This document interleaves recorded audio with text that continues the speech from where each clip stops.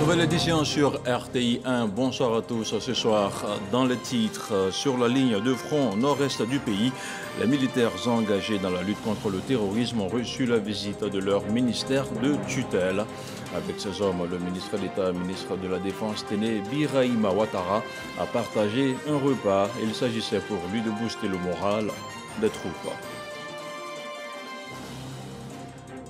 Le Chamsi vole au secours des enfants atteints de diabète. La 7e édition du dîner de gala de bienfaisance des hommes d'affaires musulmans de Côte d'Ivoire aura servi de cadre pour mobiliser des ressources supplémentaires. Plusieurs membres du gouvernement étaient présents pour la circonstance. Et puis, en toute fin d'édition, nous vous proposerons le dossier Vidici de la rédaction de RTI 1, un dossier consacré ce soir à la flopée de concerts organisés à Abidjan avec des prix qui s'envolent et des organisateurs qui se frottent les mains. Voilà pour les titres. Merci de suivre RTI 1. Le président de la République, chef suprême des armées, montre sa reconnaissance à la Grande Muette. Alassane Ouattara a aussi traduit la gratitude de la nation ivoirienne aux soldats engagés pour la lutte contre le terrorisme. Sur la ligne de front de Toubo, dans le Bunkani, le ministre d'État, ministre de la Défense, Téné Birahima Ouattara, a partagé un repas de fin d'année avec les militaires. Objectif, renforcer la cohésion armée-nation. Un reportage de Kader Sogodogo. Toubo, région du Bunkani. Le ministre d'État, ministre de la Défense, Téné Birahima Ouattara, vient faire corps avec ses hommes. Les soldats de la zone opérationnelle Nord engagés dans la lutte contre le terrorisme. Ils sont en faction dans la localité qui a essuyé plusieurs attaques terroristes. Une mission de défense nationale qui amène le président de la République, chef suprême des armées, à dépêcher le ministre d'État, ministre de la Défense, pour témoigner à ces hommes la reconnaissance et la gratitude de la nation. Une démarche bien accueillie par les militaires. Nous sommes particulièrement honorés de partager ce moment solennel avec vous et vous en sommes infiniment reconnaissants.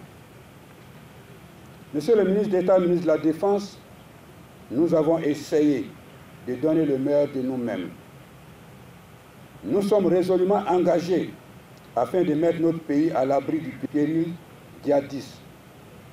Sans tomber dans l'autosatisfaction, encore moins dans le triomphalisme, nous pensons modestement avoir obtenu quelques résultats en dépit des pertes que nous avons enregistrées. Face à la détermination et à l'engagement des soldats présents sur la ligne de front, la Côte d'Ivoire mettra tout en œuvre pour leur garantir des conditions de travail et de vie acceptables.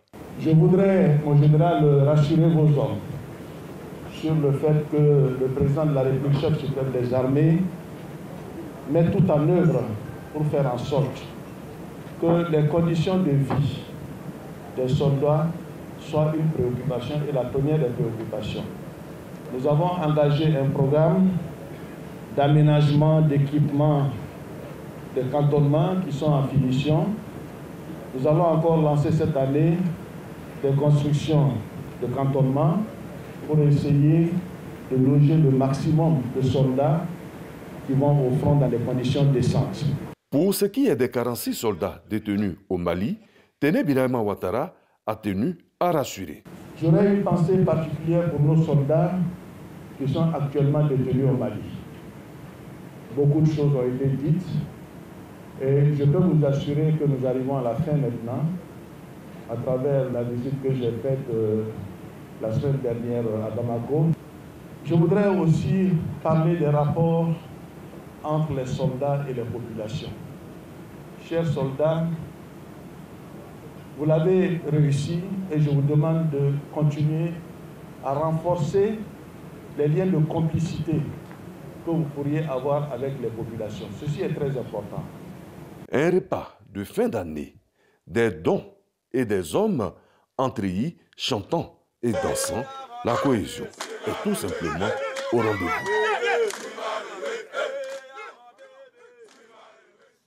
Et pour la sécurisation des biens et des personnes en cette période de fête, la Direction générale de la police déploie son dispositif. Un dispositif qui compte en son sein plusieurs unités de différentes forces militaires. Environ 18 000 éléments sont mobilisés pour renforcer la quiétude des populations. 13 postes d'alerte de premier secours sont opérationnels.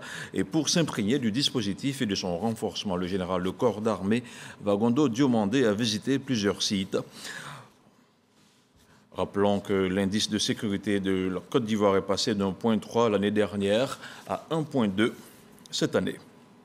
Je vous disais en ouverture de cette édition, la 7e édition du dîner de gala de bienfaisance du Chamsi s'est tenue le 23 décembre dernier à Abidjan. Cette année encore, le Club des hommes d'affaires musulmans de Côte d'Ivoire a mobilisé des fonds en faveur des enfants malades. Il est bon de rappeler que les 6 dernières éditions du gala ont permis de mobiliser 250 millions de francs CFA. Les précisions de Mamadou Kouassi. Un dîner gala à double objectif pour le Chamsi, le Club des hommes d'affaires musulmans de Côte d'Ivoire, faire le bilan des 6 dernières éditions de gala et la mobilisation de fonds pour soutenir les enfants malades de diabète. Essayer d'aider les parents pour que les enfants qui souffrent du diabète puissent être soulagés. En 6 ans, nous avons essayé d'aider les enfants malades dans un premier temps de l'insuffisance rénale au CHU de Yopougon. Ensuite, nous sommes venus à Trècheville, nous sommes occupés des enfants malades du cœur et après nous avons aidé les enfants malades du cancer. Donc en tout c'est pratiquement 250 millions que nous avons collectés pour mettre à la disposition des hôpitaux. Ce gala du Chamsi a mobilisé la crème des cadres de la communauté musulmane et des autres communautés, tous engagés pour apporter leur soutien aux enfants souffrant de diabète. Votre mobilisation autour de ce fléau nous donne une preuve supplémentaire que le Chamsi, composé d'hommes et de femmes d'affaires, est bien à l'écoute des populations et en phase avec les préceptes de l'islam. Comment ne pas se réjouir de prendre part à ces moments de partage qui épousent parfaitement la vision islamique de la solidarité agissante au profit des plus démunis. La ministre d'État, Kandia Kamara, représentant le vice-président de la République, salue l'initiative du Chamsi. Elle invite à plus d'engagement en faveur des enfants et des plus faibles. Il est donc salutaire qu'au sein de la Oumma islamique, il existe des hommes et des femmes attachés au commandement et qui sont pour nous de véritables sentinelles de la cause d'Allah. Nous sommes dans les derniers jours de l'année 2022. Les célébrations festives se succèdent et dans tous les foyers règne une ambiance de total bonheur. Mais en ce moment précisément, des enfants luttent contre le diabète. Comment le vice-président pouvait rester insensible à une telle démarche de générosité et de délicate affection? On continue de parler des enfants dans le district du Kabadougou. Au moins 2000 d'entre eux ont reçu cette année encore des cadeaux. Un geste de la ministre de la Femme, de la Famille et de l'Enfant. Un grand moment de sensibilisation au respect des droits des enfants et sur la scolarisation de la jeune fille. On retrouve encore une fois Mamadou Kouassi. Plus de 2000 enfants réunis sur l'esplanade de l'hôtel de ville d'Odiéné en construction. Ces enfants des couches sociales différentes communient avec la ministre de la Femme, de la Famille et de l'Enfant, Nassene Batouré, par ailleurs maire de la commune d'Odiéné. Nous sommes à la Noël magique de la capitale du Kabadougou, un événement devenu désormais une tradition pour l'équipe municipale, conduite par la ministre Nassene Batouré. Pour cette édition, l'accent a été mis sur la protection de l'enfant. Au-delà des danses, des cadeaux, de la fête de Noël contribuent à n'en point douter au développement psychosocial des tout-petits. Chers parents de nos enfants, je voudrais profiter de cette occasion pour vous inviter à être des partenaires privilégiés de la prise en charge des tout-petits afin de bannir toute violence à leur endroit. Au cours de cette rencontre festive et conviviale, 150 familles démunies ont reçu des kits alimentaires et des numéraires pour leur permettre de passer de belles fêtes de fin d'année. Un acte de solidarité salué par le porte-parole des bénéficiaires qui traduit leur gratitude à la municipalité et à son partenaire. Un partenariat qui a permis de remettre des cadeaux et des tenues vestimentaires à plus de 2000 enfants de la commune d'Odiéné. La commune de Yopougon serait-elle la zone de consommation de masse de la viande de porc? C'est justement la question que se pose bon nombre d'Ivoiriens. Dans quelques quartiers de la commune, l'une de nos équipes de reportage a tenté de comprendre le concept du gabichot, une immersion d'Amidia Rassouba et Patricia Kouakou avec le commentaire de Didier Nguisson.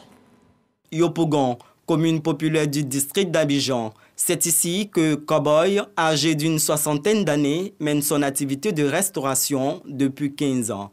Il est connu pour ses talents culinaires, sa spécialité, la viande de porc au four. La cuisson, d'abord je viens avec la viande fraîche. Et donc le bâtiment qui est là, c'est le four. Et donc bon, les bandits sont venus enlever le portail. Sinon voilà le bac. Le bac, c'est de la matière qu'on utilise dans la restauration. C'est en alu.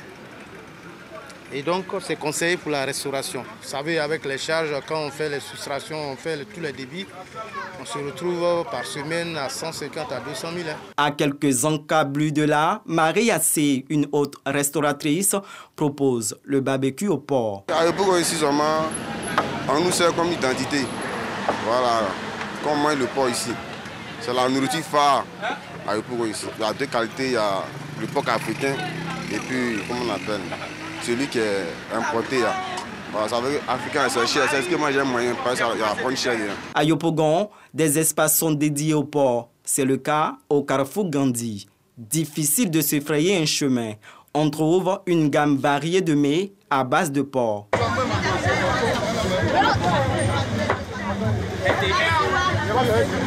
Gisèle fait partie des tenancières des lieux. On prépare la viande d'abord. Après avoir préparé la viande, on passe au découpage qui se trouve présentement là. Après le découpage, le braisage. Après le braisage, le client peut maintenant consommer. Depuis les fêtes ont commencé, nous pouvons vendre 15 à 20 cartons de porc par jour. À Yopougon, la viande de porc fait partie des mets les plus prisés des consommateurs. Au four, grillé, sauté ou en soupe, chacun y trouve son goût. Je vous donne lecture à présent de ce communiqué de la Direction générale des affaires maritimes et portuaires. Dans le cadre du lancement du feu d'artifice organisé par le district autonome d'Abidjan, le trafic sur le plan d'eau lagunaire compris entre la baie de Cocody et le pont général de Gaulle sera suspendu ce samedi 31 décembre à partir de 17h pour reprendre le dimanche 1er janvier 2023 à partir de 5h30. Cette suspension d'activité concerne aussi bien les transporteurs lagunaires, bateaux-bus Pinas, que les bateaux de servitude et de plaisance, signé le colonel Kwasi Julien, administrateur en chef des affaires maritimes et portuaires. Tout de suite, le point de la situation de la Covid-19 au 30 décembre.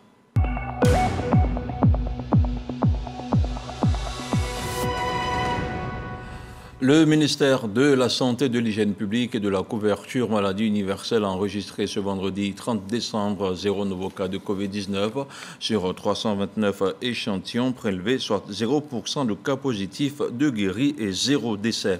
À la date du 30 décembre, la Côte d'Ivoire compte donc 87 941 cas confirmés, dont 87 099 personnes guéries, 831 décès et 11 cas actifs. Le nombre total d'échantillons est 2 663 177. Le 29 décembre, 10 326 doses de vaccins ont été administrées, soit un total de 24 95 648 doses du 1er mars 2021 au 29 décembre 2022. Le ministre de la Santé, de l'Hygiène publique et de la couverture maladie universelle invite toutes les personnes de plus de 12 ans à se faire vacciner. Il rappelle que le vaccin contre la Covid-19 est gratuit et volontaire. Le groupe Sounou Assurance se rapproche des têtes pensantes. Il vient de réhabiliter un amphithéâtre au sein de l'université Félix Houphouët-Boigny de Cocody, une initiative qui s'inscrit dans la politique de contribution sociale et sociétale de l'institution financière. Jean-Marc Djadji. Étanchéité, réseau électrique, lumière, portes, carreaux et murs rénovés. Voici le nouvel aspect de l'amphithéâtre 3, professeur Kofi Alangba de l'unité de formation et de recherche des sciences médicales. L'édifice est arboré aux couleurs du donateur, le groupe Sounou Assurance. La faculté de médecine enregistre près de 200 étudiants. Au vu du nouveau bâtiment, Ils reprennent espoir. Nous étions dans une salle vraiment en mauvais état. La chaleur, la climatisation était défaillante, les bains étaient défaillants.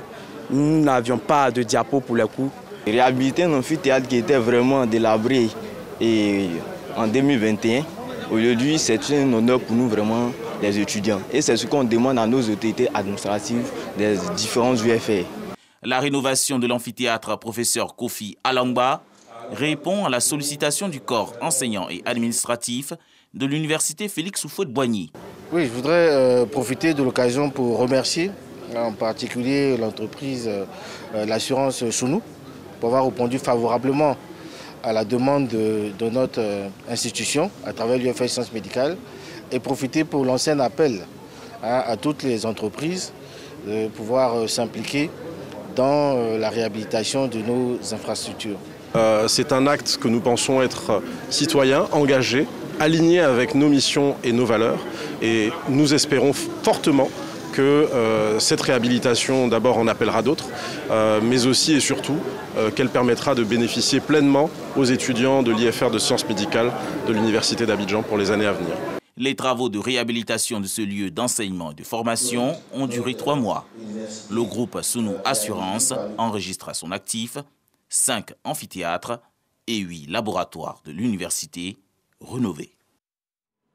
On parle maintenant de politique avec le RHDP qui emprunte le train de l'innovation. Le parti oufouettiste vient de créer une université du digital, un projet qui a pour objectif de faire du militant un acteur engagé contre la désinformation. Souleymane Donissongou, Didi Nguissan. Le digital est au cœur de toutes les mutations. Aujourd'hui, les organisations et partis politiques doivent tenir compte des contenus qui sont relayés dans la sphère virtuelle car elles s'imposent comme le vecteur principal d'information et de désinformation du public. Comment arriver à mettre fin à toute forme de dérive? Une université du digital vient de voir le jour. Elle va contribuer à orienter les cybermilitants du RHDP. Comment parvenir à une communication homogène des cybermilitants du parti? Comment présenter le discours et l'offre politique du président Alassane Ouattara afin de parvenir à un consensus politique naturel? Quels sont les objectifs de la tenue de cette université du RHDP? Nous l'avions organisée pour susciter la symbolique du repositionnement du parti sur le digital. Cette initiative est du secrétariat exécutif en charge de la communication et de la propagande. Une centaine de participants constitués en majorité des militants proches du parti adhèrent à ce projet. Cette initiative de notre parti vient pour nous remobiliser et redynamiser notre activité. En 2 jours, avec le tronc commun et les masterclass, les thèmes abordés, nous avons été édifiés. Nos compétences ont été véritablement renforcées. Le monde évolue. Aujourd'hui, tout ce qui se fait dans le cyberespace sont des choses très importantes. Et en tant que parti politique, parti au pouvoir, il est important pour nous d'avoir des cybermilitants, des militants qui sont aguerris dans la chose informatique, dans tout ce qui tourne autour du digital, pour parler du parti. Le rassemblement des oufouettistes pour la démocratie et la paix à travers l'opérationnalisation de cette vision compte faire du militant un acteur totalement engagé à relever le défi de la communication digitale. On met le cap sur la ville de Korogo où le ministre du Pétrole et de l'Énergie prône le vivre ensemble et la cohésion entre les filles et fils de la commune. Mamadou Sangafoua Koulibaly avait au moins 5000 personnes autour de lui. Il s'agissait d'une marche sportive pour la reconnaissance des populations de la cité du Poro au président de la République, Alassane Ouattara. Un reportage de Soro Corona. Une marée bleue à travers les rues de la commune de Korogo. À la tête de cette marche sportive, de plus de 5000 personnes, le ministre du Pétrole et de l'Énergie, Mamadou Sangafoua Koulibaly. Une marche pour promouvoir le vivre ensemble et la cohésion sociale entre les filles et fils de la commune de Korogo. Nous sommes à la première édition du parcours de l'unité. Sur plus de 5 km, les participants à cette marche ont mis de côté leur appartenance politique, religieuse et ethnique pour la promotion des valeurs de paix, du vivre ensemble, de l'unité et de la cohésion sociale. Valeur chère au président de la République, Alassane Ouattara. Le sport aussi est un facteur de cohésion, d'unité et d'entente. C'est pour cela que nous avons baptisé le parcours de l'unité pour caractériser le caractère d'union du sport. Ce sont des populations heureuses de participer à cette marche en dépit de la fatigue et du vent sec de l'harmattan. Tout le monde est ici aujourd'hui, de tous bords, toutes les religions. Et ça, c'est à travers le sport, il arrive à nous unir à Korogo. Le ministre Sangafoua Koulibaly, au nom des populations, salue l'engagement du chef de l'État de faire de la paix et de la cohésion sociale une réalité en Côte d'Ivoire. Au nom du président de la République, vous remercier. Oui, jeunes de Korogo, jeunes du Poro, et d'ailleurs, je vous exhorte à l'union, à l'unité, à la discipline et au travail. Cette marche pour la paix et la cohésion est suivie d'une séance de fitness. De nouveaux locaux pour la radio de la paix, l'ex-ONUCI FM prend désormais ses quartiers dans la commune de Cocody, plus précisément à la Riviera 4. Érigé sur 1200 mètres carrés, le nouveau siège compte 12 bureaux au moins. L'éclairage de Serge Pacom-Didi et Didier Nguessan. La radio de la paix s'offre de nouveaux locaux dans la commune de Cocody, Riviera 4. Après la rétrocession de la radio ONUCI FM en 2017 à la Fondation Félix Houphouët-Boigny, la radio de la paix déménage des conteneurs qui lui ont servi de bureau et studio à Tekobé. Le cadre nous a paru convenable. La preuve, depuis qu'on est ici, depuis le 10 octobre dernier, tout le personnel est vraiment motivé. Trouve du plaisir à être ici en permanence. C'est facile d'accès, il n'y a pas d'embouteillage qui retarde les visiteurs et même les collaborateurs. Voilà les atouts qui font de ce site vraiment un cadre merveilleux pour travailler et produire du résultat. Avec ce nouveau siège constitué de 15 bureaux, 2 studios de production, érigés sur 1200 mètres carrés, la Fondation Félix Houphouët-Boigny envisage se frayer une place de choix dans le paysage audiovisuel ivoirien. Les responsables de la Fondation ont tenu à renouveler leur gratitude au président Alassane Ouattara pour sa décision de maintenir la capacité de diffusion de la radio et de la transférer à la Fondation Félix Houphouët-Boigny. Quand l'ONUCI devait partir, nous avons fait un plaidoyer pour pouvoir reprendre cette radio en nous portant garant de l'impartialité, de l'indépendance de la rédaction de la radio. C'est ce qui a été fait. Et je crois que nous avons relevé le défi. Depuis 5 ans, cette radio marche et elle marche bien. Il y a des locaux qui sont prévus pour la radio et la télévision. Il ne reste plus qu'à les équiper et quand ça sera fait, le siège sera à Yamoussoukro. Disponible sur les 96 FM, la radio de la paix est décidée d'aller plus loin dans sa mission de promouvoir la paix, la tolérance et le dialogue.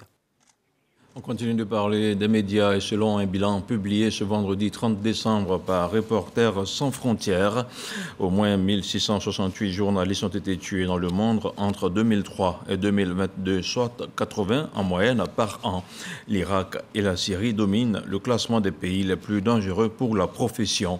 Sur les 2 dernières décennies, les années les plus noires remontent à 2012 et 2013, avec respectivement 144 et 142 homicides de journalistes, notamment du fait du conflit en Syrie, souligne RSF. Du sport, du football, le roi Pelé a définitivement rangé ses crampons. La légende internationale de football est décédée jeudi à l'âge de 82 ans. Il aura perdu le dernier match de sa vie contre le cancer du côlon. Seydou Koulibaly, Jean-Sylvain Russo. Le football vient de perdre son plus illustre ambassadeur, son totem, et l'une de ses plus grandes références. Edson Arantes do Nascimento Di Pelé s'est éteint à l'âge de 82 ans, des suites d'un cancer, et c'est tout le monde du ballon rond qui est orphelin, car il a souvent été présenté comme le meilleur joueur de l'histoire. Depuis des semaines, son état de santé était devenu préoccupant, et sa famille s'était réunie autour de lui, tandis que les Brésiliens se préparaient à la triste nouvelle. Il était le monarque absolu du ballon rond, le seul joueur à avoir gagné 3 Coupes du Monde, avec l'ensemble de ses attributs, sa couronne, jamais contestée, pas même par Cruyff, Platini, Maradona, Zidane, Messi ou Cristiano Ronaldo. Son trésor, c'est 1283 buts inscrits selon son propre décompte en 1366 matchs et 20 ans de carrière. Record qui continue de défier le temps depuis les années 1970. La Coupe du Monde de 1970 demeure à jamais son plus glorieux moment.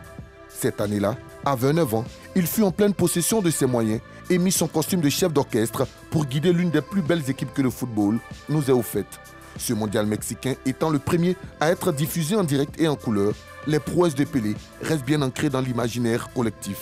Il doit aussi son titre de meilleur joueur de l'histoire à cette exposition médiatique inédite et relègue au second plan les gloires antérieures du foot international comme Alfredo Di Stefano. Sous le maillot Auriverde, Pelé inscrit 97 buts en 91 sélections. Sous les couleurs de Santos FC, il gagne 5 fois le championnat national entre 1961 et 1965, 2 Copa Libertadores et 2 Coupes intercontinentales en 1962 et 1963.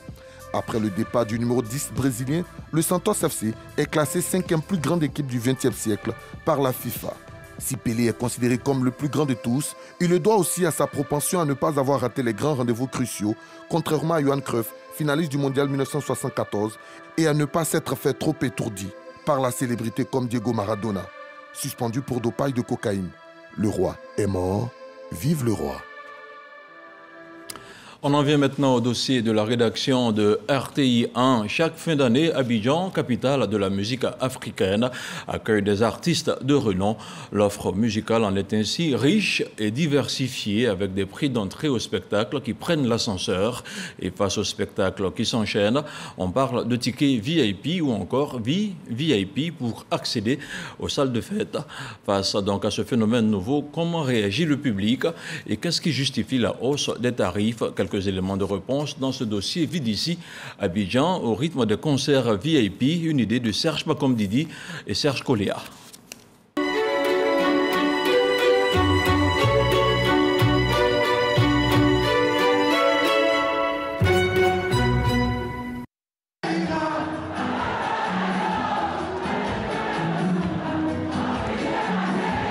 Ambiance de rumba, samedi 24 décembre 2022. Fally Ipupa, la star de la République démocratique du Congo, retrouve son public abidjanais pour le réveillon de Noël. Un concert de prestige. Les prix des tickets vont de 100 à 200 000 francs CFA. En 2020, un spectacle du même artiste avait atteint la barre de 1 500 000 francs CFA. Prestige ou surenchère? La question mérite d'être posée. L'année dernière, il y avait du monde. Et il y a ceux qui se plaignent, mais pour eux, il y a du coup les concerts grand public. Après, je pense qu'il y en a pour toutes les bourses. Donc pour chaque portefeuille, je pense qu'il y a du Fally pour chaque portefeuille. Depuis 2019, les concerts dits VIP ou VVIP en privé ou dans des salles font partie de la réalité du showbiz en Côte d'Ivoire. Les tarifs d'entrée oscillent entre 50 000 et 300 000 francs de façon générale.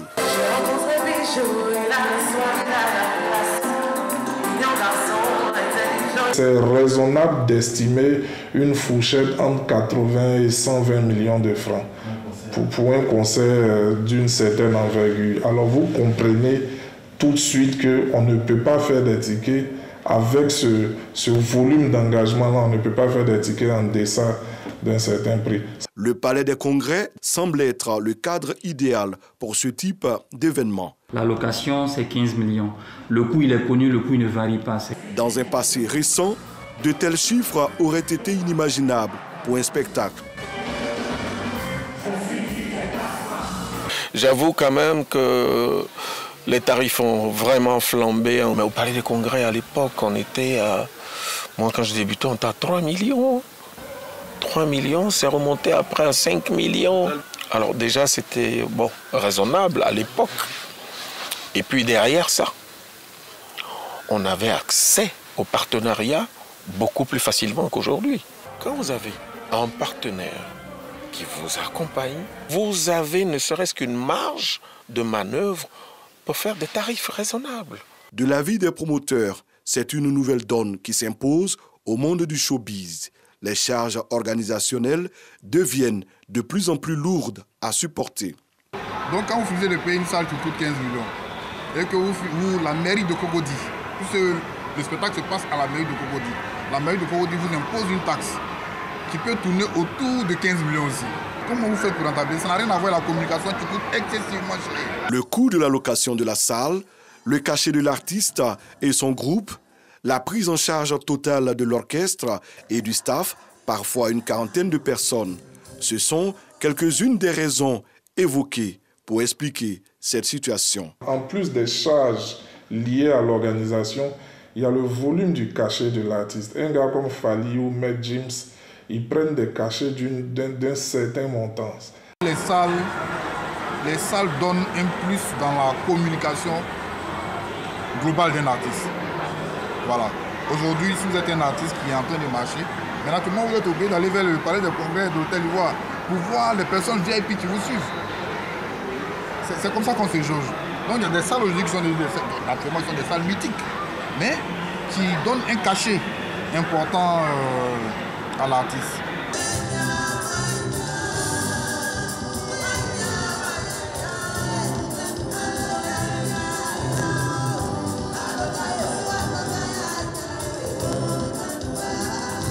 C'est une question de disposition, c'est une question de coût de la salle, c'est une question de commodité, en raison aussi du confort et de tout ce qu'on veut donner à ces fans qui viendront. Déjà, ils seront reçus sur un tapis rouge, ils seront escortés par un service protocolaire. Donc, véritablement, il y a tout un confort qui est mis en œuvre pour que tout se passe très bien. Le Burida, le Bureau ivoirien du droit d'auteur, rentre en ligne de compte. Le promoteur doit verser des sommes avant que l'artiste ne se produise. Il faut que les promoteurs sachent que la redevance du droit d'auteur à payer, c'est le fondement du spectacle qui va avoir lieu. Il y a des tarifs qui sont prévus, qui tiennent compte de leur chiffre d'affaires, etc. Mais quand les promoteurs viennent vers nous, il y a un forfait qui leur est accordé. Pour voir en prestation les artistes nationaux, africains ou internationaux dans certains espaces, il faut désormais délier les cordons de la bourse. Le concert Fally à 200 000 francs, il n'est pas normal pour moi. C'est très cher pour l'Ivoirien. Non, le prix, c'est une légende. Déjà qu'il a rempli un stade, déjà ça a respecté. Donc ici en Côte d'Ivoire, il n'a plus rien à prouver. Abidjan, plaque tournante de la musique africaine, mérite bien son statut, surtout en cette période de fête de fin d'année. Les artistes se disputent musicalement la scène et les concerts VIP se multiplient malgré cette croissance vertigineuse des prix. Les fans et amoureux de musique, pour ceux qui en ont les moyens, s'en accommodent.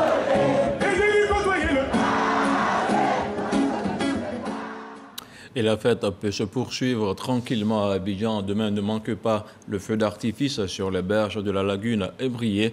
Ce journal est terminé. Merci de nous avoir suivis et passé d'agréables moments sur RTI 1. Bonsoir.